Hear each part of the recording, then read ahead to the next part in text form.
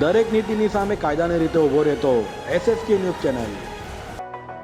સુરતના ચોક બજાર પોલીસ મથકની હદમાં સોલ્ટર હાઉસ ખાતે SOG અને ઝોન 3ની ટીમે દરોડા પાડી તપાસ હાથ ધરી હતી।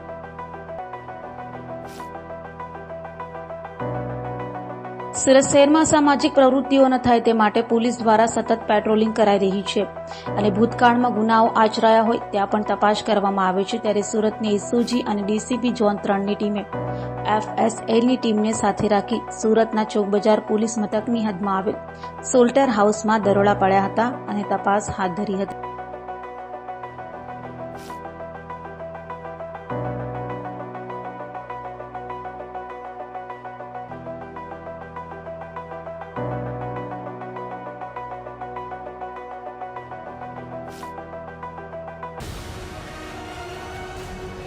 દરેક નીતિની સામે કાયદાની રીતે ઊભો રહેતો SSK ન્યૂઝ ચેનલ।